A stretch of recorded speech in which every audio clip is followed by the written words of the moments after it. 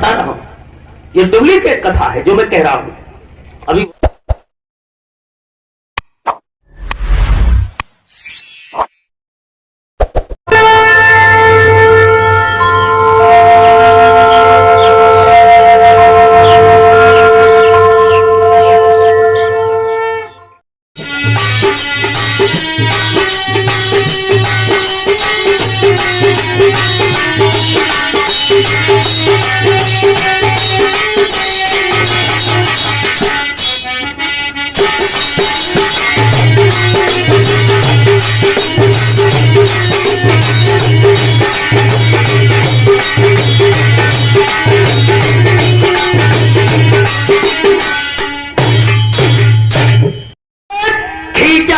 मुर्गे के चल दो आसमान पर काट भई,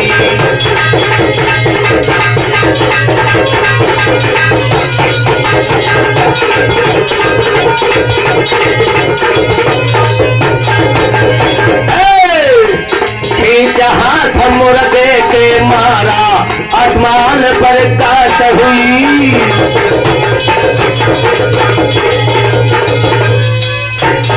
भैया गौतम ऋषि दरवाजे पर गए तो नकली मुर्गा मिल गया, वही चंद्रमा।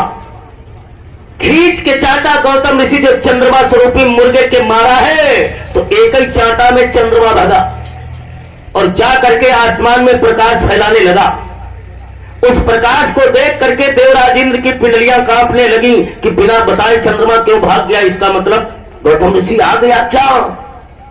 अहिल्या का परित्याग करके जो देवराज इंद्र भागने लगा तब तक गौतम ऋषि कुटी के अंदर पहुंच गए। क्या देख रहे हैं?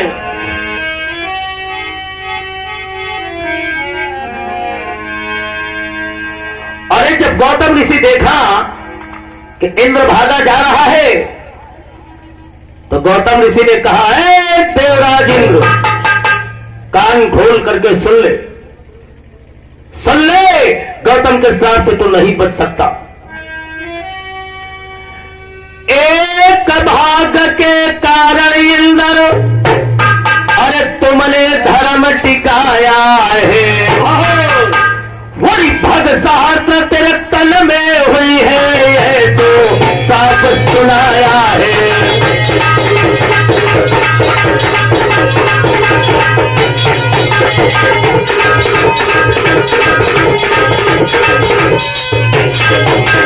गौतम ऋषि ने कहा, कान खोल करके सुन ले देवराज इंद्र, तूने एक भग के कारण अपने धर्म को नष्ट किया। जा, मैं तुझे श्राप देता हूं, तेरे शरीर में 1000 भग हो जाएंगे। इंद्र श्राप को शीश पर धारण करके भाग तो गया, लेकिन जब कुटी के अंदर प्रवेश किया गौतम ऋषि अपनी पत्नी अहिल्या के पास में पहुंचे। बोले, देवी, कुटी में कौन आया? तो उसने कहा, स्वामी, आपके सिवा तो यहां कोई नहीं है। वाह! इस बात को सुन करके गौतम ऋषि मन में विचार करते कि मैंने अपनी आंखों से इंद्र को भागते हुए देखा, इसका मतलब जरूर ये सती पत्नी नहीं है, ये व्यभिचारिणी है, अपने कलेजे को पत्थर के समान बना करके मेरी झूठी सेवा करती थी।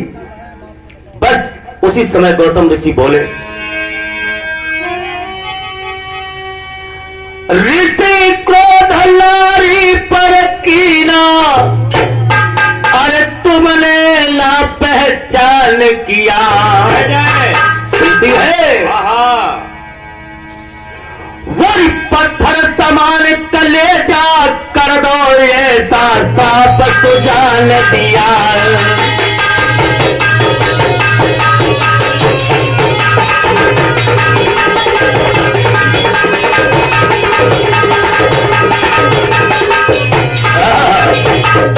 कहा,